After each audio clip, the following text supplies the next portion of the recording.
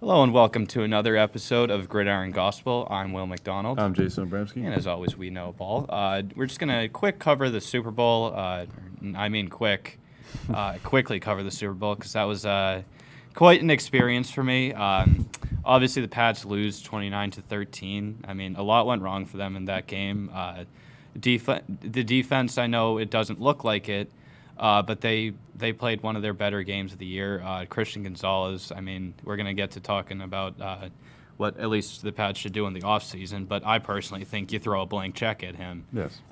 However much he wants, because he's absolutely worth every penny, because he played his heart out in that game and just didn't come up with the result that he wanted.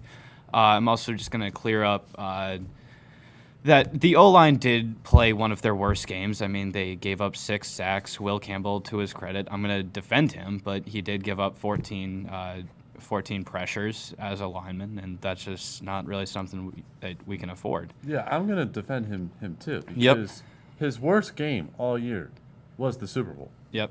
And then Patriots fans are wanting him gone.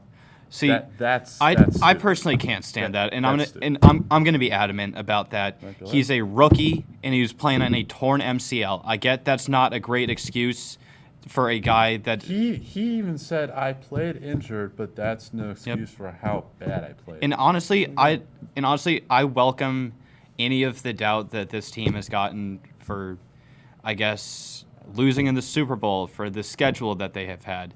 I mean, I've said this for the whole year. You can't control your schedule if you go 4-13 the past 2 years. I mean, you're gonna get an easier schedule. And granted, that was one of, if not the easiest schedules out there. I mean, in terms of statistics, but you can't argue with the results. I mean, the Patriots made it to the Super Bowl under a second-year starting quarterback with a brand new head coach.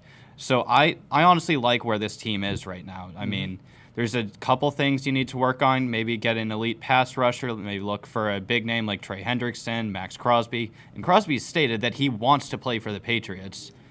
No, but I'm going to say Kubiak in his conference today said that he wants Crosby back. So it's going to be a little bit hard for Crosby to leave. I mean, that will be kind of hard to leave, but I genuinely don't think. I mean, it's hard to be happy in Las Vegas. I mean, I do understand you do have a new head coach in Clint Kubiak, who is proven as an OC, and I mean, obviously he produced a Super Bowl with Seattle. Yeah. But I mean, you go from having 2 elite tier wide receivers, Jackson Smith and Jigba, Cooper Kupp. Hell, I'll even give it to Shaheed. I mean, he's not up there, in my opinion at least, with JSN and Cooper Kupp. But I mean, give him a couple of years, I think he'll be a solid wide receiver 3 option for them.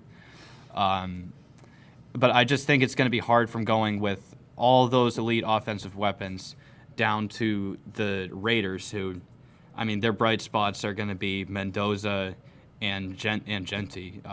And Mendoza, I say that, and they might trade away their pick, but no, they're not. I don't think there's any reason why they would trade that pick. Yeah, no. So I will say what went wrong for the Patriots was letting Sammy Jesus go absolutely nuts in the fourth quarter. Yep.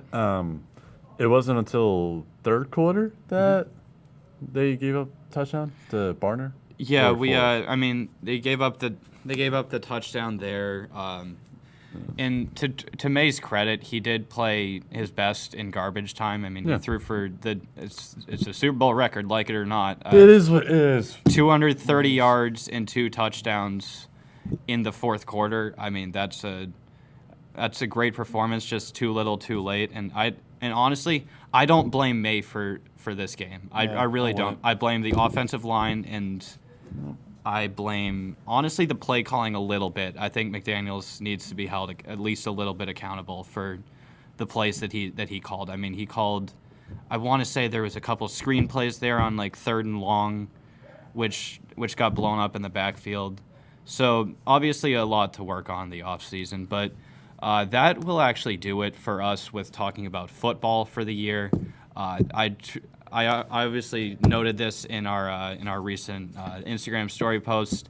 It's been a true pleasure to be alongside Jason here, and a special thank you to our producers. Obviously, we have differing opinions on who our favorite teams are. We obviously have Steelers fans, Eagles fans, Seahawks fans, but I truly just want to thank everyone for helping grow this channel to where it is right now. And obviously, we have one of the best times of the year coming up. You have college basketball in peak form. You have spring training starting up in about 10 days, actually. Yeah. Spring training ball starts up. Orioles play their first game against the Yankees. Yeah, and I mean, we're coming up on a great stretch for sports. Obviously, I understand that you're not a golfing fan, but the Masters are coming up I'll watch it in 2 months. I mean, Masters coming up, NBA playoffs, NHL playoffs, best time for hockey. Oh, yeah, absolutely. And also the A10 tournament. Oh my, yes. Yeah. The A10 tournament is As the A10, I'm gonna go with aficionado for this podcast. Is what I am. So I'll and speaking of college basketball, we're actually gonna dive right into that now. So before I start off with the top 25, Duquesne has beaten George Mason and George Washington, and I'm gonna my A10 correspondent here. I need you to just describe what. I don't know. Honestly, the best way I can describe this team is getting hot at the right time. I mean, obviously, they had those couple losses. You lost to Bonaventure at home. Still not over that, by the way. You had a couple tough losses earlier on in the year. And I mean, they lost to Boise State. They lost to Nevada. But that Nevada game, and our producer in the back, Nick Fernbaugh, will agree with me. That was one of the best games that they've played all year. I understand they came up with a loss, but I mean, ever since then they've looked solid outside of VCU, St. Joe's, and Dayton. They played St. Louis I'd say outside of George Mason and Davidson, that was the toughest game that they've played all year. Obviously, with the win against George Mason, George Washington, bit of a tougher schedule coming up. You got on the road at Dayton. On the road against SLU. But honestly, I think this bodes well for them in the A10 tournament. They play good teams well, and I think if they can stick around to where they are at like the 5, 6, or 7 spot, then they'll be in good shape. And I do think they could make an A10 title run. I really do. They can definitely win it this year. From the few A10 games outside of Duquesne that I've seen, I think Duquesne could beat all of them. Exactly. Besides SLU, but like I mean, SLU's going to be the toughest one. Yeah. I believe they'll make the tournament as like an 11 seed. I believe actually. Bracketology has them at a 7 seed. At a 7 seed. Yes. Bracketology is the worst thing I've ever seen. Yeah, they do have them as the. Playing Georgia. I got Georgia in that game. But. Honestly, I like give me mid-major college basketball over the big names any day of the week. Yeah, Georgia's not a big name basketball school. No, I mean like big conference basketball school. Yeah. All right, so A10's out of the way. So number 1, Arizona. They recently lost to Kansas without the potential number 1 pick, Darren Peterson. And that game, I will say it now, Kansas under Bill Self is 60-0 on Monday nights. Yep. They don't lose at home. Well, yes, mainly at home because Allen Fieldhouse is the hardest place playing. But go ahead. And they're one of the more. And I mean, obviously they come up with a loss to Kansas, their first loss on the year. But they have beaten good teams this year. I mean, they beat UConn. They beat. Most of these teams are unranked that they have beaten currently. But they beat number 3 Florida to start off the year. Obviously, Florida is unranked now, I believe. Florida is actually 14. Okay, the 14th seed. Forgive me. UCLA, they beat Auburn. They beat Alabama. These are solid wins. And you talk about the absence of Darren Peterson in that game. Players like Koa Pete and Braden Burries have had to step up for this team. Koa Pete, 14 points per game, 5.5 rebounds, 2.5 assists. I mean, he's stepped up where they've needed him, and I think he's a large reason as to why Arizona's in the place that they're in right now. And Koa Pete is a projected top 10 pick in the draft. And again, Arizona's producing good players. So Arizona is a team, yes, granted, they lost, but honestly, I hate to say it, as a profound Michigan hater, Michigan's the best team in the country now. I mean, Like, I'd honestly agree there. Yeah. They have the resume. They've beaten Auburn. They've beaten Gonzaga, USC, Nebraska, who's been one of the better teams. yeah. And Exciting. also Michigan State. Now they do have that loss to unranked Wisconsin. Yeah. But I mean, That's not going to affect them. I now. think they could be. I personally think they're going to the Sweet 16. That Good. I'm not giving them the Elite Eight. I'm not giving Michigan? them the Final. Yes. Yeah, I'm giving them the national championship. No. I see him I see him being bounced out in the Sweet 16. Nope. I get that's a hot take, There's no but way. Because there's no way. There's no way that they're going to be bouncing in the Sweet 16. I'm seeing all of these scores, and I am just saying, how are they going to lose in the Sweet 16? I mean, I got Sweet 16, maybe Elite Eight. I can see him making them. Give them the Final Four, please, and, No. I'll be happy. No. Okay, cool. I think in recent years you've had teams that have had deeper runs. You obviously had the SDSU, you had FAU, you had. I feel like these lower ranked seeds have gone on Cinderella runs, and it's honestly been great to see as a college basketball fan. Just watching these Cinderella runs. We obviously talked about it last week with our producer Nick Fernbaugh. You had, SDSU making it to the Final Four. Oh, yeah. You had FDU. You had Florida Gulf FAU. Coast. Yeah, FAU, Florida Gulf Coast. Yeah. Honestly, and I honestly think St. Louis could be one of those teams this year. And Michigan has an upcoming game against Duke Honestly, on the 21st. that could be one of That game. That could be one of the best games of the year. Yeah. And I am going to get to the best game of the year soon because I watched it. That's yeah. Yeah. Houston, number 3, coming off the win against BYU, and granted, BYU's not looking good, but AJ Debanza's it's like 28 points again. But Kingston Fleming for Houston looking like a top 5 pick. 17, 3.5, and 5. That's a solid. He's projected to go to Washington. Hey, I mean, No, because he's a point guard, and we already have a point guard. Yeah. But Houston is looking like they could easily steamroll everyone and go to the championship again. Even their loss to Tennessee, loss to Texas Tech, combined of 7 points, and they've beaten everyone else by double digits almost. So Houston is a team that I think could be the number 1 team in the country. But I mean, obviously you're going to need a little bit to happen there. They do have the losses to Tennessee and Texas Tech. Tennessee unranked currently. That game was also very good too. If any of you people watched the Tennessee-Kentucky game, Tennessee was basically leading the entire game, and then Kentucky just decided to realize that they're a blue blood and very, very good. Then the number 4 team in the country, which is absolutely infuriating me, that Duke is still number 4.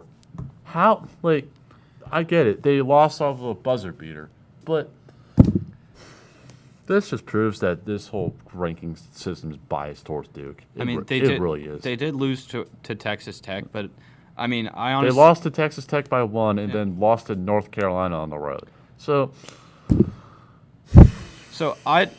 I personally am. it's Carolina here. I don't have a side, or actually, you know what, I'm not gonna say that. I've liked Duke for a while. I loved when Coach Krzyzewski coached them. I loved a lot of their play. I liked when Zion was there, when they had R.J. Barrett, Cam Reddish.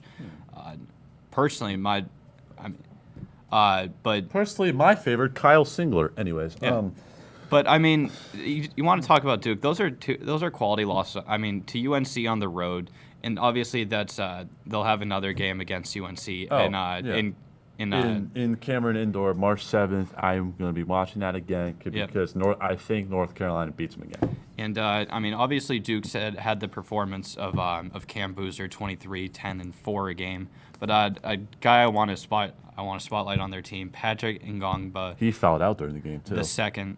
I mean, he did foul out there, but I mean, 11 points per game, 6 rebounds, and 2 assists per game. I personally think he's going pretty unnoticed, unwatched. Nah, but I have a pure hatred for Duke. It just runs in my bloodline. Yeah. But I mean, yeah, you do have family that are UNC fans. well, one person when Maryland was in the ACC, Yeah. there was hatred for that. Yeah. I'll say Duke is a national championship contender team. Yeah. I will say that no matter how much I say they're not, they are. Yeah. Because Boozer is the leading person for National Player of the Year, which baffles me. Me personally, I still think it should be Darren Peterson, but And I mean, you want to talk about Duke too. They also have the matchup against Pitt tonight. We'll be at that game. oh yeah, That'll be a we will be attending that game because last night I was like, oh, I wonder what the tickets are. Oh wait, they're $12 a piece. Let's just get them. I mean, that's because it's Pitt. I know it's Pitt, but I mean it's the number 4 team in the country. That's fair. Like. Get to see Cam Boozer. No, I once get in to college. see Duke, and you will see me wearing a picture of Seth Trimble because Seth Trimble beat Duke. I Duke. Anyways, the number 5 team in the country, Iowa State. I don't really have a chance to watch Iowa State. So to be honest. all right, so Iowa State, their best ranked wins in my opinion. They beat Purdue and they beat St. John's. They obviously lost to Kansas, who was unranked at the time, but that's now a quality loss on their resume. Also with the loss to unranked Cincinnati. All right, so they recently beat Baylor by 3, and they have upcoming matchups with home against Kansas, home against Houston, away against BYU, home against Texas Tech, and away against Arizona. I personally think that's, I mean, at least given where their schedule has been right now, I personally don't think they're going to be in the top 10 at the end of the year. No. It still baffles me that the Big 12 is the best basketball conference this year, and I thought it would be the SEC again, but no. UConn, number 1 in the Big East. Now, I love Big East basketball over here. I mean, obviously, I'm from the Big East basketball region. Yes. I mean, I didn't really grow up a UConn fan, but I mean, they were obviously dominant in my childhood. And one thing I know about Big East basketball is Georgetown is terrible. Anyway. Yeah. But I mean, you want to talk about a team that, I mean, obviously UConn's pretty popular this year. They're a top 10 team for crying out loud. But you want to talk about the resume that they have as a team. They've beaten BYU, Kansas, Florida, Seton Hall, and Illinois. And their only losses coming to Arizona and St. John's. Again. And Arizona was number 4 at the time. But the performances of Solo Ball, one of the best names in college, by the way. Frederick, Maryland native, by the way. 14 points a game, almost 4 rebounds a game, and an assist and a half. And also just want to highlight. I was wrong. He's not from He's from Virginia. I was wrong. All right, and but also Terrace Reed Jr., 14 points a game, 8 boards, 2 assists. I mean, he's playing in the shadow of Solo Ball's spotlight. Solo Ball is a junior guard who is he is a true point guard. That guy knows how to run an offense and score at the same time. That's how UConn won their national championship because they have a point guard. But UConn, another national championship contender team. Now here's one which I'm a little bit iffy about: Nebraska. See, I'm actually going to agree with you there. Yep. I don't think they have a good. I don't think Nebraska is they're a good basketball team. They're a good basketball team. Obviously a top 10 team, but they're not that good. I don't see them having. I don't have them having a good resume. No. For being a top 10 team. But I mean, their I will best. say they beat Illinois. They beat Michigan State. They beat Illinois and Michigan State. Michigan State, I'm not gonna give crap to. I mean, they are a top 10. They're a borderline top 10 team. They are number 10. They are a number 10 team. But I mean, Nebraska. You look at who they've lost to. They lost to Illinois and Michigan. And Michigan's a top. Michigan, I'll give them. They lost at Michigan by 3. So maybe that's a quality. That is a quality loss though. No, Michigan's a quality loss. Yeah. I'm not giving that to Illinois. No, I'm not. No.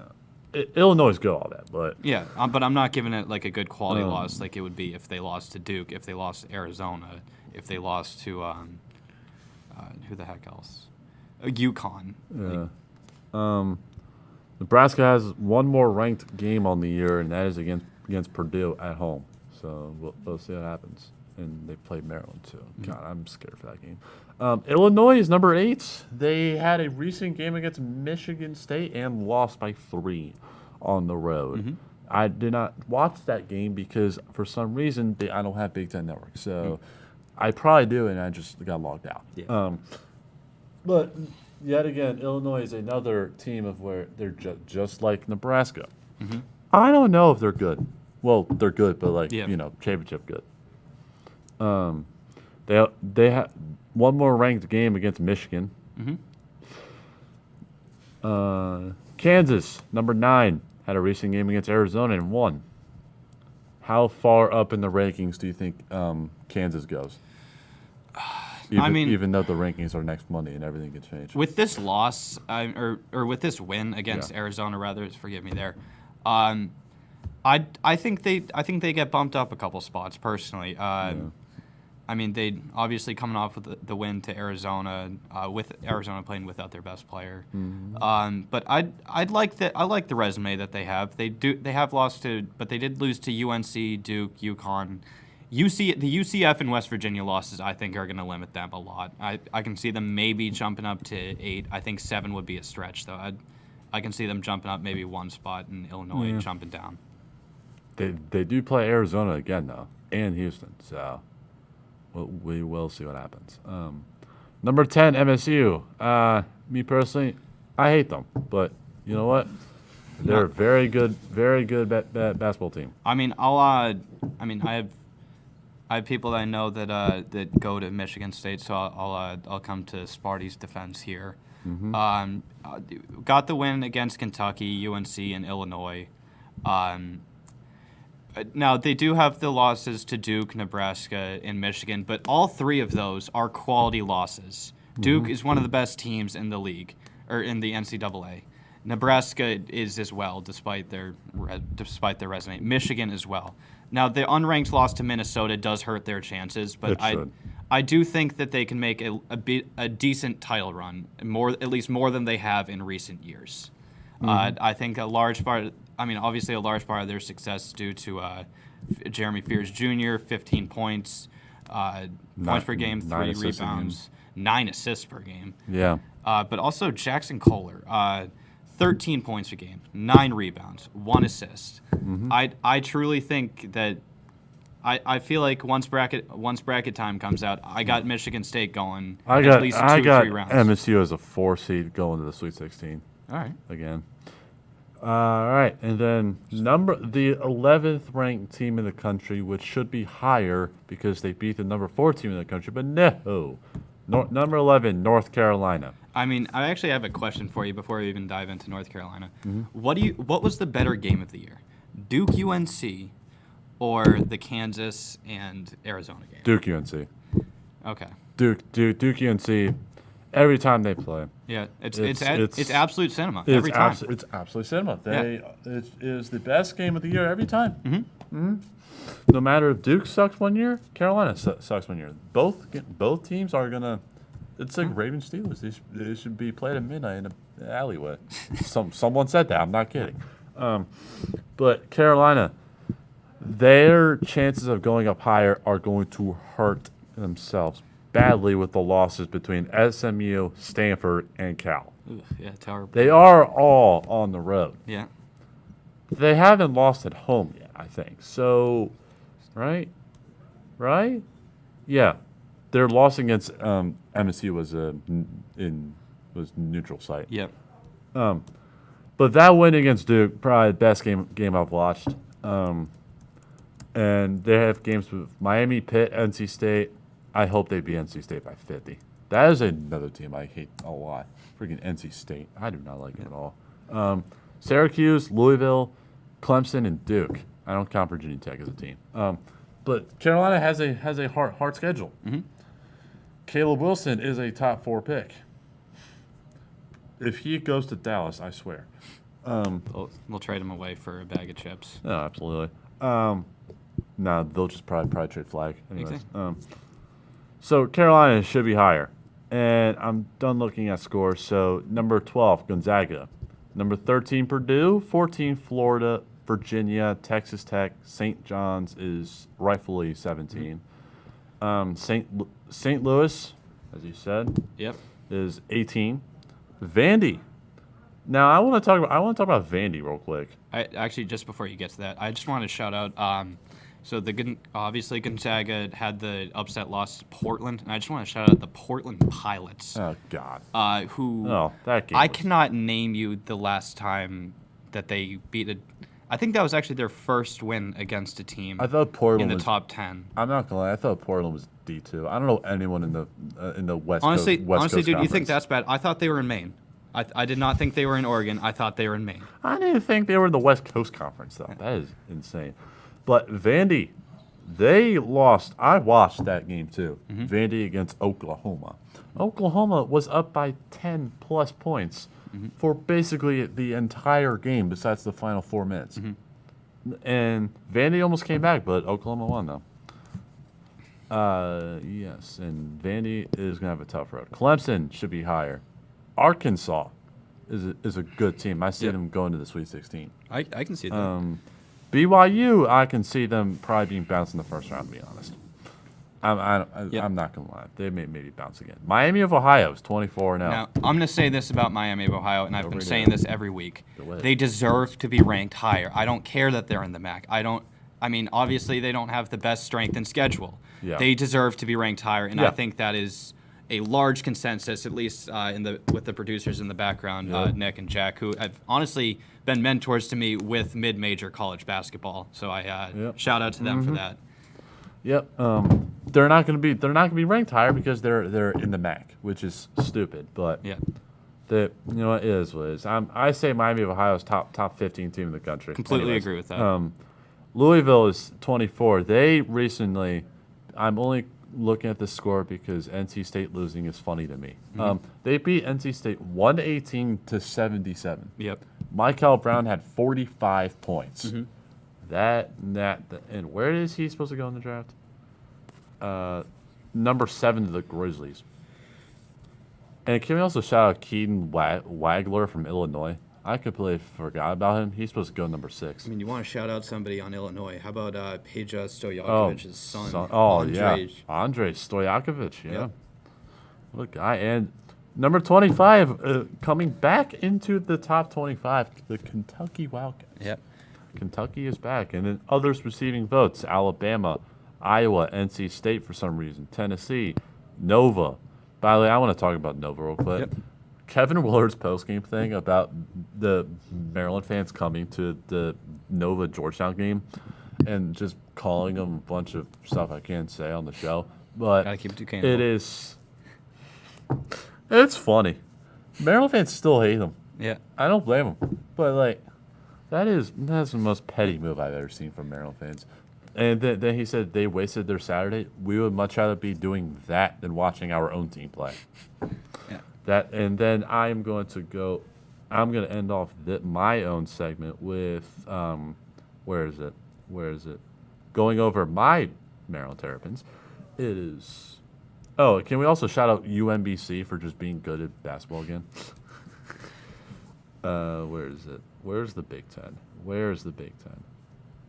Hey, Maryland is not last in the conference. That's Oregon, right? Or Penn State? Yeah, it's Oregon.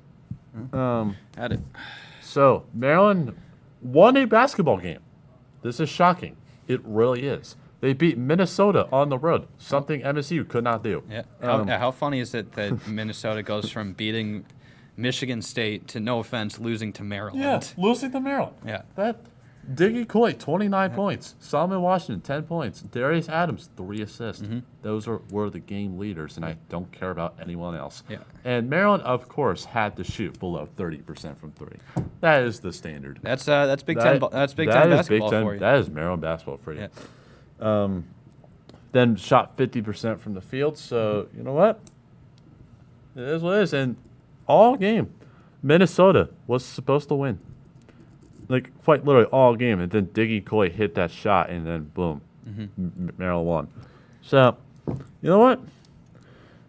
It's just a correspondent of, can we please go to next year? I'm tired of watching this team. And then just a top 5 look at the mock draft. The Kings are supposed to get Darren Peterson. Cameron Boozer is supposed to go to Indiana. The Bands are supposed to go to the Nets. Caleb Wilson, who I hope goes to Washington, is going to Dallas, and Kingston Flemings is going to Washington. I'm done. And that'll just about do it for this episode of Gridiron Gospel. I'm Will McDonald, I'm Jason Obremski. and we'll see you next week.